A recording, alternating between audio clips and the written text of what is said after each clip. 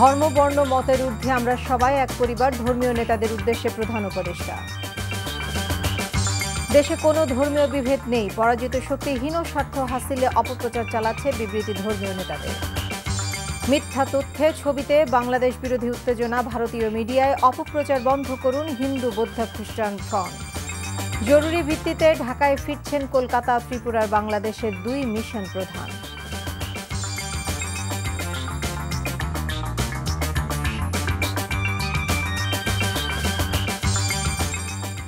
আসসালামু আলাইকুম। নাজনীন আহমেদ স্বাগত জানাচ্ছে এনটিভির মধ্যরাতের খবরে। ক্রাউন সিমেন্ট শিরোনাম দেখছিলেন, এবারে পুরো খবর। প্রধান উপদেষ্টা ডক্টর মোহাম্মদ ইউনূস বলেছেন, ধর্ম মত পথের ভিন্নতা থাকলেও বাংলাদেশের সবাই একই পরিবারের অংশ। শত পার্থক্য থাকলেও শত্রুতা নেই কারো বিরুদ্ধে। ধর্মীয় নেতাদের সঙ্গে সংলাপের আগে উদ্বোধনী বক্তব্যে তিনি একথা বলেন বিভিন্ন বিষয় নিয়ে বিদেশি অনেক গণমাধ্যমে যা বলা হচ্ছে তা নিয়ে ফারাক রয়েছে। রিপোর্ট করছেন হাসান মাহমুদ। দেশের চলমান নানা ইস্যুতে ধারাবাহিক আলোচনার অংশ হিসেবে রাজধানীর ফরেন সার্ভিস একাডেমিতে ধর্মীয় নেতাদের সঙ্গে সংলাপ করেন অন্তর্বর্তী সরকারের প্রধান উপদেষ্টা ডক্টর মোহাম্মদ ইউনূস। সংলাপে অংশ নেন একাধিক ধর্মীয় নেতা এবং সেটা আসছে আমাদের সংবিধান থেকে। উদ্বোধনী বক্তব্যে প্রধান উপদেষ্টা বলেন, জাতীয়তা ও পরিচয়ের প্রশ্নে বাংলাদেশের সবাই একই পরিবারের সদস্য। তিনি বলেন, রাষ্ট্রের জনগণের মধ্যে মত পথের ভিন্নতা থাকলেও পরিবারের মতো সবাইকে থাকতে হবে ঐক্যবদ্ধ। আমরা একটা পরিবার, আমরা আমাদের নানা মত থাকবে, নানা ধর্ম থাকবে, নানা রীতিনীতি থাকবে, কিন্তু পরিবার এক। আমরা সবাই একই পরিবারের সদস্য, এটাতে জোর দিয়েছিলাম। আমাদের শত পার্থক্য সত্ত্বেও আমরা পরস্পরের শত্রু নই। আমরা এক জায়গাতে এক কাতারে ওইখানে চলে আসি যখন আমাদের জাতীয়তার প্রশ্ন আছে, আমাদের পরিচয়ের প্রশ্ন আছে। আমরা বাংলাদেশি, আমরা এক পরিবারের সদস্য। ডক্টর ইউনূস বলেন, সংখ্যালঘুদের উপর হামলা হচ্ছে এমন খবরের পর সবাইকে নিয়ে বসে আলোচনা করা হয়েছে। এ সময় দুর্গাপূজায় নিরাপত্তায় সরকারের উদ্যোগের কথা তুলে ধরেন ডক্টর ইউনূস। বলেন, পূজা তাই জাতীয় উৎসবে পরিণত হয়েছিল। আমাদেরকে নিশ্চিত হতে হবে যে হিন্দু সম্প্রদায়ের উপরে কোনো রকমের হামলা যেন না হয়। আমি খুব খুশি হলাম, সবাই তা খুব সিরিয়াসলি নিল। আপনাদের মনে আছে, খুব উৎসব সহকারে সবাই দুর্গাপূজা করলো। প্রধান উপদেষ্টা বলেন, এখন নতুন করে সংখ্যালঘু অত্যাচারের কথা বলা হচ্ছে, বিদেশি গণমাধ্যমে প্রচারিত হচ্ছে, অথচ এসব তথ্যের মধ্যে বিস্তর ফারাক রয়েছে। আমি পেলাম তথ্য, প্রতিকার পাচ্ছে না। এটা সমাধান করতে হবে। সমস্যা হয়ে গেলে সেটা সমাধান করতে হবে। সেই সমাধানটা আমরা কিভাবে করবো? আজকের আলোচনা এটা খোলাখুলি আলোচনা, সবাই আলাপ করব। আমাদের লক্ষ্যের মধ্যে কোনো গোলমাল নেই। এখন এই তথ্য প্রবাহটা কিভাবে হবে, দোষীকে কিভাবে ধরতে হবে, যাতে করে অন্যরা মেসেজটা পেয়ে যায় যে এখানে গোলমাল করে সুবিধা হবে না।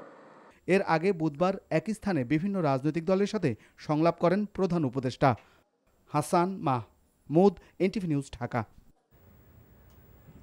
দেশের মানুষের মধ্যে কোনো ধর্মীয় বিভেদ নেই, সকল ধর্মের মানুষ শান্তিতে আছে জানিয়ে ধর্মীয় নেতারা বলেছেন, পরাজিত শক্তি তাদের হীন স্বার্থ হাসিলের জন্য অপপ্রচার চালাচ্ছে। আর উপদেষ্টা মাহফুজ আলম জানিয়েছেন, সবাই ঐক্যবদ্ধ থাকলে কোনো অপপ্রচার দেশের অগ্রযাত্রাকে থামিয়ে দিতে পারবে না। সাম্প্রতিক বিভিন্ন ইস্যুতে প্রধান উপদেষ্টার সাথে ধর্মীয় নেতাদের বৈঠক শেষে এসব কথা বলেন তারা। বিস্তারিত জুনায়েদ আল হাবিবের রিপোর্টে। ভারতে বাংলাদেশ মিশনে হামলা ও তাদের বিভিন্ন গণমাধ্যমে অপপ্রচারের বিরুদ্ধে জাতীয় ঐক্য গড়ে তোলার ধারাবাহিক সংলাপের অংশ হিসেবে বৃহস্পতিবার রাজধানীর ফরেন সার্ভিস একাডেমিতে দেশের বিভিন্ন ধর্মীয় নেতাদের সাথে সংলাপে বসেন প্রধান উপদেষ্টা ডক্টর মোহাম্মদ ইউনূস। সংলাপ শেষে ধর্মীয় নেতারা জানান, দেশের মানুষের মধ্যে কোনো বিভেদ নেই, কারো অপপ্রচার কিংবা উস্কানিতে পা না দেওয়ার আহ্বান জানান তারা। আমি হিন্দু, এই মুসলিম, বৌদ্ধ, খ্রিস্টান সকলেই তো উপস্থিত হয়েছি। কারোর মধ্যে তো ফাটল নেই, কারোর মধ্যে বিভেদ নেই, সকলের লক্ষ্য কিন্তু এক জায়গায়। কিন্তু আমাদের মধ্যে ঢুকে একটা বিশৃঙ্খলা তৈরি করে বিদেশে সেটাকে যদি একটা খারাপ কিছু তৈরি করে তাদের স্বার্থ হাসিল করে, এটা আমরা চাই না। এটা হলো বাংলাদেশ। আমরা বাংলাদেশের সকল জাতিরাই সমানভাবে বাঁচতে চাই এবং বেঁচে আছি কোনো তো সমস্যা নেই। প্রধান কথা আমাদের ঐক্যবদ্ধ থাকতে হবে। আমরা প্রধান উপদেষ্টাকে বলেছি যেন এই ধরনের একটা আন্তর্জাতিক এবং বাংলাদেশের জাতীয় আমাদের বাংলাদেশে এই ধরনের একটা সংলাপের ব্যবস্থা করা হয়। সারা পৃথিবীর মিডিয়া যেন জানতে পারে যে বাংলাদেশের মানুষ তারা সম্প্রীতির মানুষ, তারা মিলেমিশে থাকে, তারা একসাথে পথ চলে। আমাদের কোন মিডিয়া কোথায় কি অপপ্রচার করতেছে এটা ওই দেশের বিষয়, এটা আমাদের বিষয় না। আমরা কি প্রচার করতেছি এটা হচ্ছে বড় বিষয়। আমরা চাই আমাদের পজিটিভ, আমরা আমাদের দেশের কথাই আমরা প্রচার করব, যেটা ভালো দিক আমরা সেটাই আমরা প্রচার করব। আমরা দেশে ভালোবাসি, দেশের স্বার্থে ঐক্যবদ্ধ আছি। সকলে মিলে দেশের বিরুদ্ধে যারাই ষড়যন্ত্র করবে তাদেরকে ঐক্যবদ্ধভাবে কঠিন হস্তে দমন করব ইনশাআল্লাহ।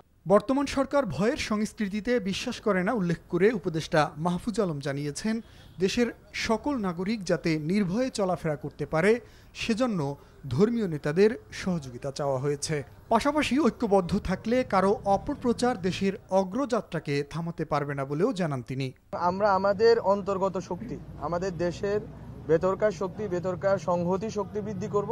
বাইরে যতই ষড়যন্ত্র হোক না কেন, আমরা যদি ভেতরে এই দেশের মধ্যে ঐক্যবদ্ধ থাকি রাজনৈতিকভাবে, সাম্প্রদায়িকগত জায়গা থেকে এবং আরও অন্যান্য ক্ষেত্র বিশেষ আমরা যদি ঐক্যবদ্ধ থাকি, বাইরে যত অপপ্রচার চলুক বাংলাদেশ এগিয়ে যাবে।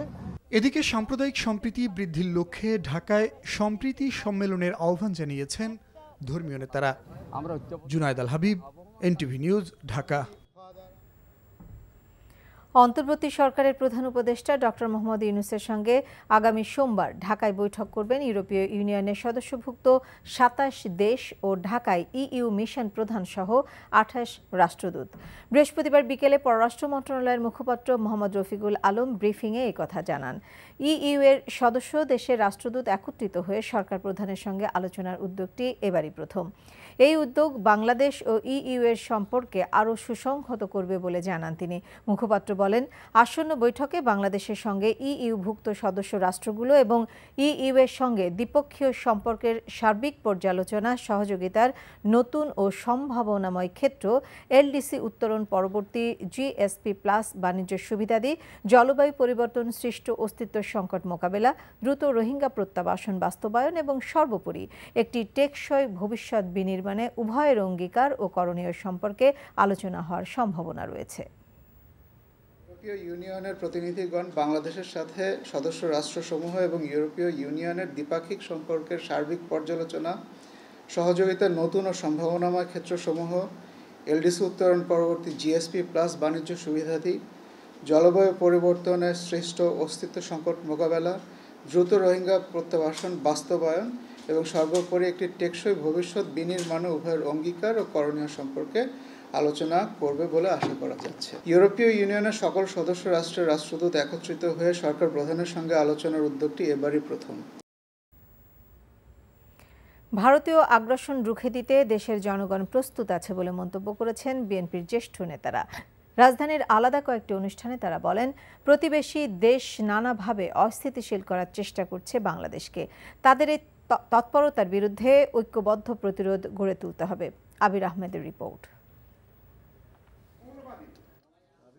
রাজধানীর জাতীয় প্রেস ক্লাবে আন্তর্জাতিক ফারাক্কা কমিটির নেতা আতিকুর রহমান শালু স্মরণ সভায় বিএনপির স্থায়ী কমিটির সদস্য ডক্টর মঈন খান বলেন, সকল অপশক্তি ও পরিবেশগত আগ্রাসন মোকাবেলায় দেশের মানুষ ও সরকারকে একসাথে কাজ করতে হবে। পরিবেশগত বিপর্যয় আজকে ফারাক্কা এবং অন্যান্য 56টি অভিন্ন নদী রয়েছে আমাদের বন্ধু রাষ্ট্র এবং আমাদের মধ্যে। লোয়ার রাইবেরিয়ান হিসেবে আমাদের আন্তর্জাতিকভাবে কিছু অধিকার যেটা জাতিসংঘ স্বীকৃত, সেই অধিকারগুলো কিন্তু আজকে পর্যন্ত আমরা পাইনি। যদি আজকে আমরা সেই পরিবেশগত বিপর্যয়গুলো রোধ করতে না পারি, তাহলে আপনাদের যে বংশধরেরা তারা কিন্তু বাংলাদেশ থেকে নিশ্চিত হবে। আর জাতীয় প্রেস ক্লাবের সামনে ভারতীয় পণ্য বয়কটের আহ্বান জানান বিএনপির সিনিয়র যুগ্ম মহাসচিব রুহুল কবির রিজভী। তিনি বলেন, বাংলাদেশকে অস্থিতিশীল করার ব্যর্থ চেষ্টা করে যাচ্ছে ভারত। আজকে তারা নানা ধরনের উস্কানি দিচ্ছে বাংলাদেশে মানুষের মধ্যে, বাংলাদেশের ভিতরে, কিন্তু বাংলাদেশের মানুষ তাদের উস্কানিতে পা দেয়নি। পার্শ্ববর্তী দেশ যে আমাদের এখানে উস্কানি দিতে পারে, এটা গোটা জাতি ধরে ফেলেছে। আমরা ওদের পণ্য বর্জন করব। এদিকে বাংলাদেশের বিরুদ্ধে ভারতীয় আগ্রাসন, অপপ্রচার ও সার্বভৌমত্ব বিরোধী অপতৎপরতা বন্ধের দাবিতে অন্য এক প্রতিবাদ সভায় বিএনপির চেয়ারপারসনের উপদেষ্টা জয়নাল আবেদিন ফারুক ভারতের সাম্প্রতিক কর্মকাণ্ডের তীব্র প্রতিবাদ জানান। শেখ হাসিনার প্রেতাত্মারা কোনোদিনও আর বাংলাদেশে নতুন ষড়যন্ত্র করতে পারবে না। বাংলাদেশে অস্থিতিশীল ঘটনার জন্য ভারতের আশ্রয়ে শেখ হাসিনার কর্মকাণ্ডকেই দায়ী করেন বক্তারা। আবির আহমেদ, এনটিভি নিউজ, ঢাকা। গণ অভ্যুত্থানে ছাত্র জনতার উপর গুলি চালানোর ঘটনায় জড়িত পুলিশ সদস্যদের তালিকা করা হচ্ছে বলে জানালেন পুলিশ মহাপরিদর্শক বাহারুল আলম। হত্যা মামলায় বাহিনীর পলাতক কর্মকর্তাদের গ্রেপ্তারের চেষ্টা চলছে বলে জানান তিনি। বলেন, পুলিশকে রাজনৈতিক উদ্দেশ্যে সাধনের অস্ত্র হিসেবে ব্যবহার করতে দেওয়া হবে না। পুলিশ সদর দপ্তরে সংবাদ সম্মেলনে তিনি এসব কথা বলেন। Apple শাহরিয়ারের report.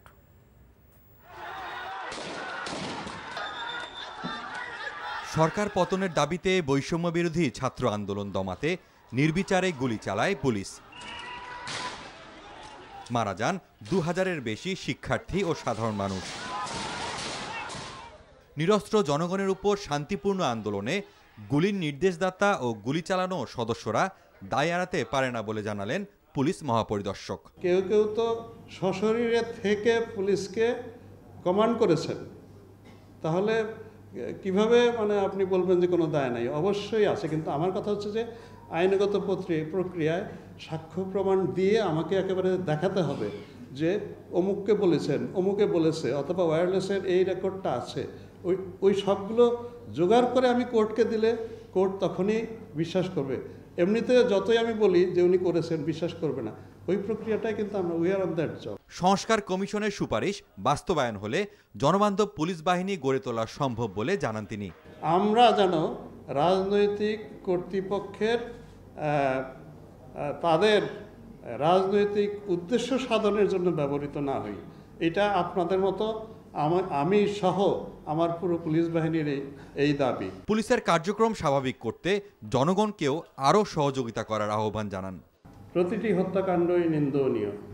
আমি পুলিশ বাহিনীর পক্ষ থেকে প্রতিটি শহীদ পরিবারের কাছে আন্তরিক দুঃখ প্রকাশ করছি এবং ক্ষমা প্রার্থনা করছি। Apple Shahriar, NTV news, Dhaka. বাংলাদেশকে নিয়ে মিথ্যে সংবাদ পরিবেশনই যেন ভারতের অধিকাংশ গণমাধ্যমের অন্যতম কাজ।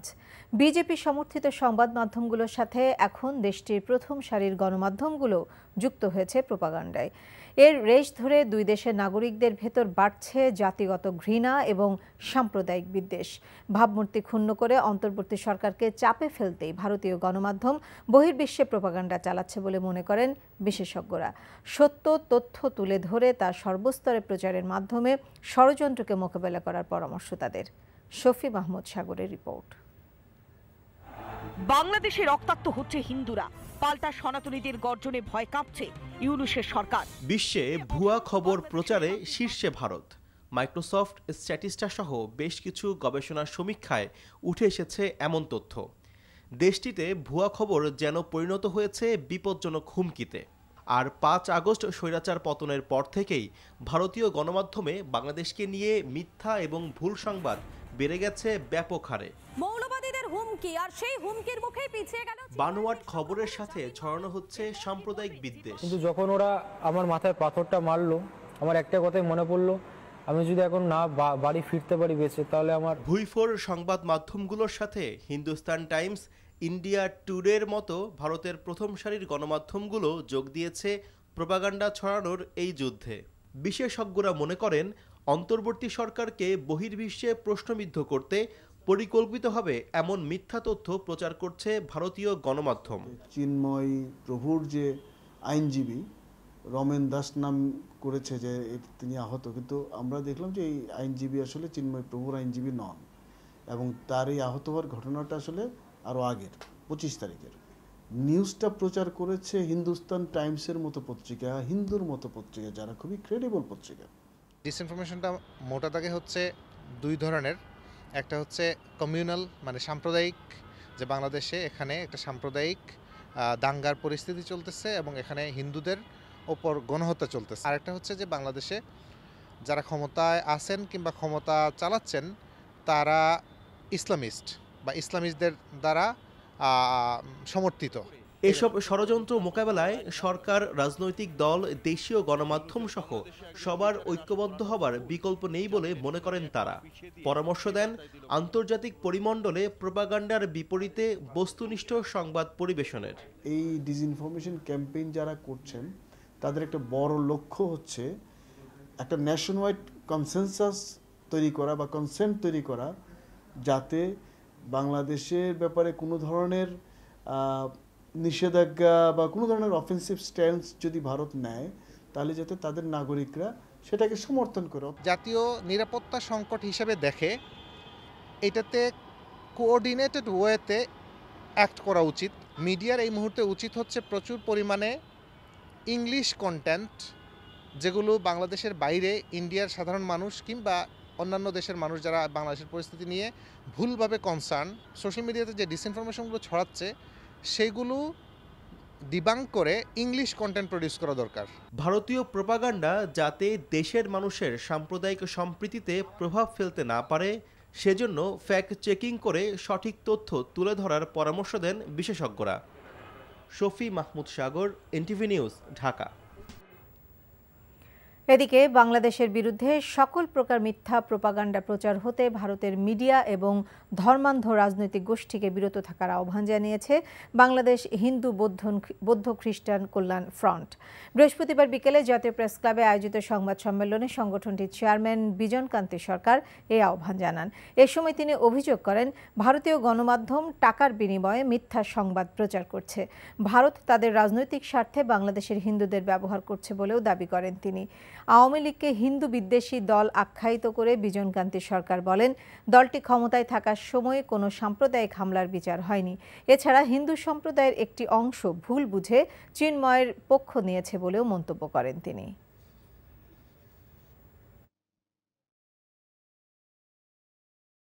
বাংলাদেশের বিরুদ্ধে সকল প্রকার মিথ্যা প্রোপাগান্ডা প্রচার হতে ভারতের মিডিয়া এবং ধর্মান্ধ রাজনৈতিক গোষ্ঠীকে বিরত রাখতে হবে। বাংলাদেশে কোনো নির্দিষ্ট দলের বা মতের প্রতি অযৌক্তিক আনুকূল্য প্রদর্শন হতে ভারত সরকারকে বিরত থাকতে হবে। বাংলাদেশের জনগণের সম্প্রীতি বিনষ্টের লক্ষ্যে ভারতীয় সাম্প্রদায়িক উগ্রবাদীদের সকল অপকৌশল বন্ধ করতে হবে। গণমাধ্যমের স্বাধীনতা এই সরকারের প্রধান অগ্রাধিকার বলে জানিয়েছেন প্রধান উপদেষ্টার প্রেস সচিব শফিকুল আলম। বৃহস্পতিবার দুপুরে টিআইবির অনুসন্ধানী সাংবাদিকতার পুরস্কার প্রদান অনুষ্ঠানে নতুন বাংলাদেশে কেমন গণমাধ্যম চাই শীর্ষক আলোচনায় তিনি এই মন্তব্য করেন। বক্তারা ভারতীয় গণমাধ্যমের মিথ্যাচার মোকাবেলায় দেশীয় গণমাধ্যমকে এগিয়ে আসার আহ্বান জানান। নূর হোসেনের রিপোর্ট।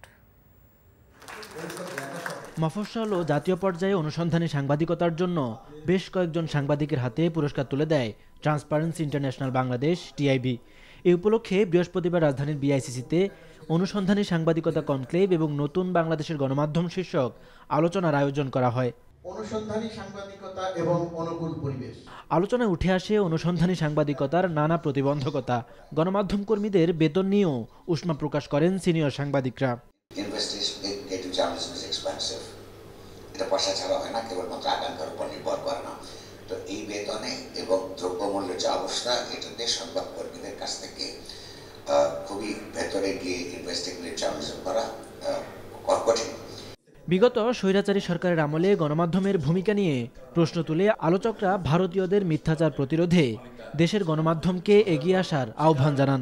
জনস্বার্থ প্রতিফলিত হচ্ছে কিনা, জনস্বার্থ তারা রক্ষা করছে কিনা, জনস্বার্থের পক্ষে এই কাজটা হচ্ছে কিনা, সেই টেস্ট যদি আমরা না রাখি তাহলে সেটাকে কি আমরা সংবাদপত্র বা টেলিভিশন যে মাধ্যমেই হোক না কেন সেটাকে কি আমরা গণমাধ্যম বলবো? স্বাধীন গণমাধ্যম তৈরিতে সরকার সর্বাত্মক সহযোগিতা করবে বলে জানান প্রধান উপদেষ্টার প্রেস সচিব।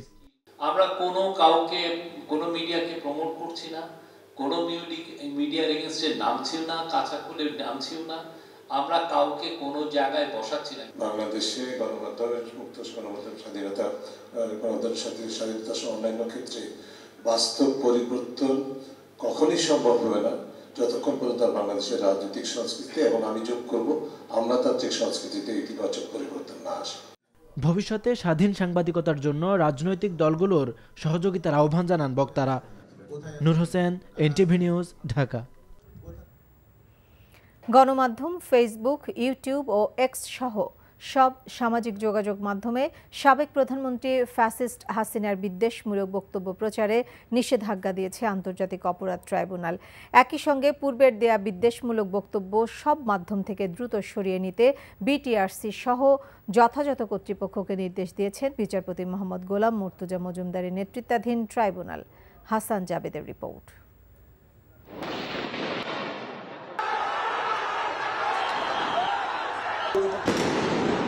ছাত্র জনতার গণ অভ্যুত্থানের মধ্য দিয়ে 4 মাস আগে দেশ থেকে পালিয়ে যান সাবেক প্রধানমন্ত্রী শেখ হাসিনা।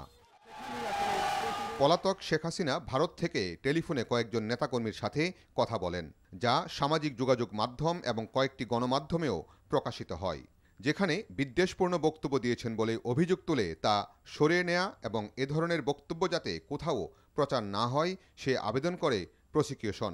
শুনানি শেষে তা মঞ্জুর করে ট্রাইব্যুনাল।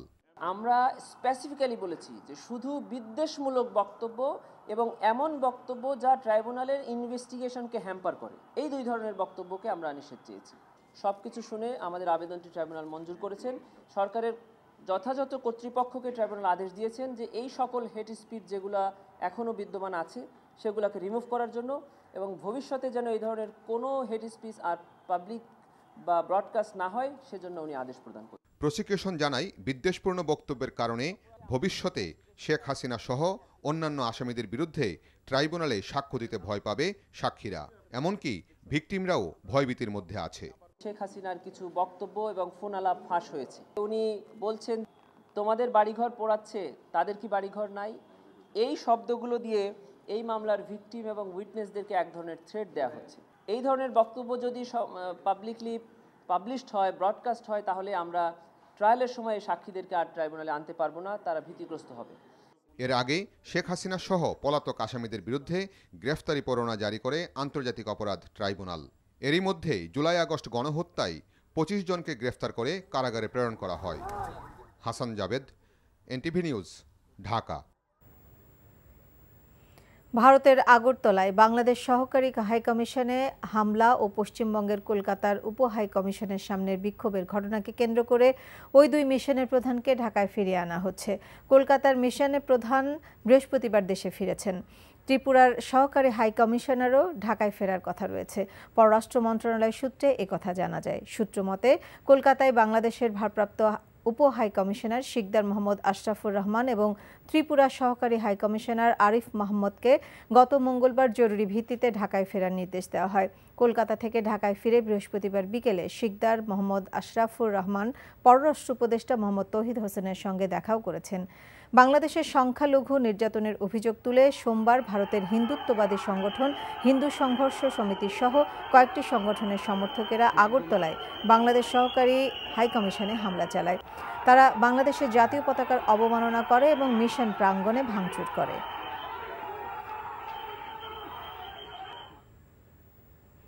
আপনারা দেখছেন এনটিভির মধ্যরাতের খবর। একটা বিরতিতে যাচ্ছে, ফিরে এসে থাকছে।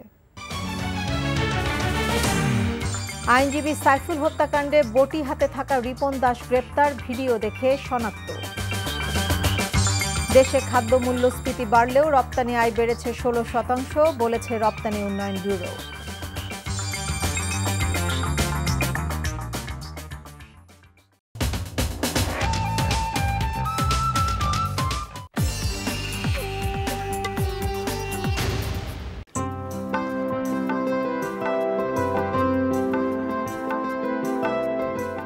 রান্না বিষয়ক অনুষ্ঠান সিদ্দিকা কবিরস রেসিপি।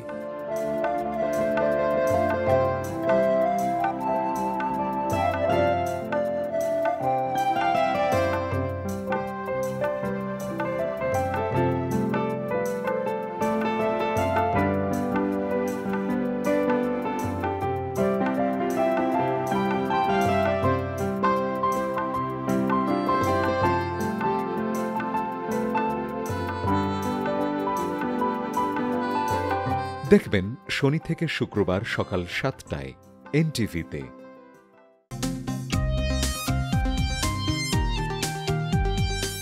স্বাস্থ্য বিষয়ক অনুষ্ঠান স্বাস্থ্য প্রতিদিন। সুপ্রিয় দর্শক, সবাইকে স্বাগত জানাচ্ছি এনটিভির নিয়মিত আয়োজন স্বাস্থ্য প্রতিদিন অনুষ্ঠানে। আবার অ্যালার্জিতে চোখ চুলকাইতে চুলকাইতে চোখ লাল করে ফেলাইছে, এটাও কনজাংটিভাইটিস। বহু রকমের মুখের ঘা বা ক্ষত হতে পারে, এর ধরন। প্রযোজনা কাজী মোহাম্মদ মুস্তাফা। ফাস্টিং এবং ফাস্টিং যে পিরিয়ড, ফাস্টিং পিরিয়ডে আমাদের শরীরে রিজেনারেশন এবং রিজুভেনেশন হয়। আমাদের বাংলাদেশে we are suffering from double burden of nutrition. তার দিকে যদি আপনি ডিনার করেন 11টার দিকে আপনি বেড়ে যাবেন। দেখবেন প্রতিদিন সকাল 8:15 এনটিভিতে।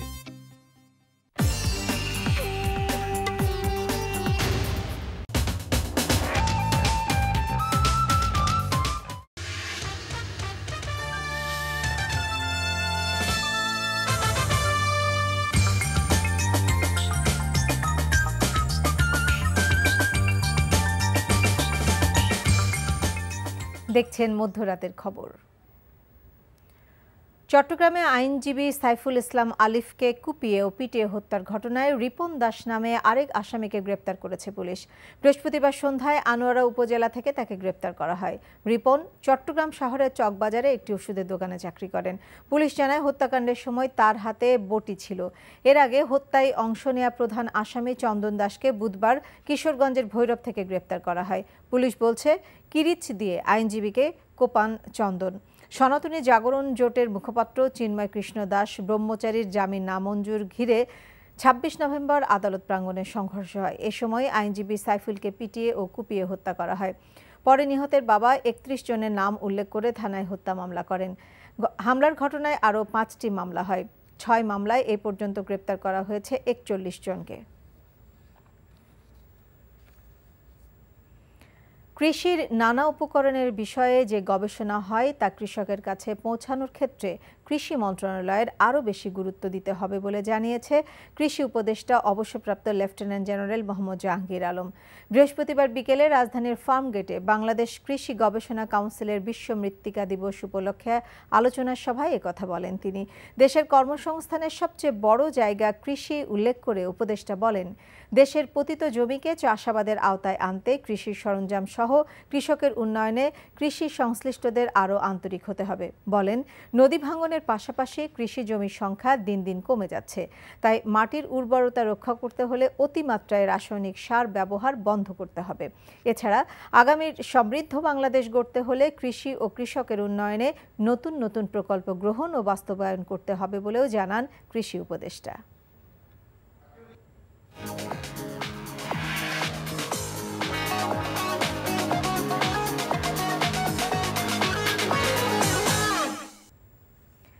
নগদ নিবেদিত অর্থনীতির খবর। দেশে আরও বেড়েছে খাদ্য মূল্যস্ফীতি। বাংলাদেশ পরিসংখ্যান ব্যুরোর তথ্যানুসারে প্রায় 14% উঠেছে। তবে স্বস্তির খবর হলো রপ্তানি আয়ের প্রায় 16% বেড়ে $11 বিলিয়ন দাঁড়িয়েছে। নভেম্বরে খাদ্য মূল্যস্ফীতি বেড়েছে 13.80%। এছাড়া খাদ্য বহির্ভূত মূল্যস্ফীতি ছিল 9.39%। যদিও গেল অক্টোবরে খাদ্য মূল্যস্ফীতি ছিল 12.66%। অন্যদিকে মার্কিন ডলারের সংকট সহ বিভিন্ন সমস্যাকে পাশ কাটিয়ে রপ্তানি আয়ের পরিমাণ বাড়ছে। বাংলাদেশের বার্ষিক রপ্তানি আয়ের 80%ই আসে তৈরি পোশাক থেকে। রপ্তানি উন্নয়ন ব্যুরোর পরিসংখ্যান অনুযায়ী উভেন পোশাক রপ্তানি 20% ও নিটওয়ার রপ্তানি 12.8% বেড়েছে। এছাড়া নভেম্বরে হিমায়িত ও সাধারণ মাছ, কৃষিপণ্য, পাট ও পাটজাত পণ্য এবং চামড়াজাত পণ্যের রপ্তানিও বেড়েছে। মধ্যরাতের খবরে আবারও একটি বিরতি। আরও খবর আরেকটু পর। রাশিয়া ইউক্রেন যুদ্ধ বন্ধে তোড়জোড়, ট্রাম্পের জেলেনস্কিকে পাঠানো হবে নির্বাসনে। প্রবাসের খবর। সংযুক্ত আরব আমিরাতে প্রবাসীদের নিয়ে অনুষ্ঠিত হয়েছে ফুটবল টুর্নামেন্ট। এনটিভি আমিরাত প্রতিনিধি মামুনুর রশিদ জানান, দুবাইয়ে কানাইঘাট প্রবাসী সমাজ কল্যাণ পরিষদ এবং ভাই বন্ধু স্পোর্টিং ক্লাব ইন্টারন্যাশনাল সিটির আয়োজনে ড্রাগন মার্ট ফুটবল গ্রাউন্ডে অনুষ্ঠিত খেলায় 8টি দল অংশ নেয়। ফাইনালে এফসি ক্লাবকে 1-0 গোলে হারিয়ে বিএফসি সিটি ক্লাব চ্যাম্পিয়ন হয়। পুরস্কার বিতরণী অনুষ্ঠানে আহমেদ জামিল চৌধুরীর পরিচালনায় এবং কানাইঘাট প্রবাসী সমাজ কল্যাণ পরিষদ UAE এর সভাপতি জোনায়েদ আহমেদের সভাপতিত্বে প্রধান অতিথি ছিলেন প্রবাসী ব্যবসায়ী হারুন রশিদ। অস্ট্রেলিয়ার সিডনিতে অনুষ্ঠিত হয়েছে বৃহত্তর রংপুর জেলা বার্ষিক সমাবেশ। অনুষ্ঠানে শহীদুজ্জামান আলো ও জাহাঙ্গীর আলমের উপস্থাপনায় প্রধান সমন্বয়কের দায়িত্ব পালন করেন বাহে অস্ট্রেলিয়ার সভাপতি মোফাক্খারুল ইসলাম এবং সাধারণ সম্পাদক মঞ্জুর আহমেদ। এনটিভি অস্ট্রেলিয়া প্রতিনিধি রাশেদ শ্রাবণ জানান, অনুষ্ঠানে আয়োজন করেন বাংলাদেশি সংগঠন বাহে অস্ট্রেলিয়া। অনুষ্ঠানে প্রধান আকর্ষণ ছিল সাংস্কৃতিক অনুষ্ঠান। এতে স্থানীয় শিল্পীরা অংশগ্রহণ করেন। শিশু শিল্পী অঙ্কনের গান আর আমিরার নাচ ছিল উপভোগ করার মতো। অনুষ্ঠানে উপস্থিত ছিলেন অস্ট্রেলিয়াতে বসবাসরত লালমনিরহাট, নীলফামারী, কুড়িগ্রাম, গাইবান্ধা ও রংপুরের কয়েক শত বাংলাদেশি।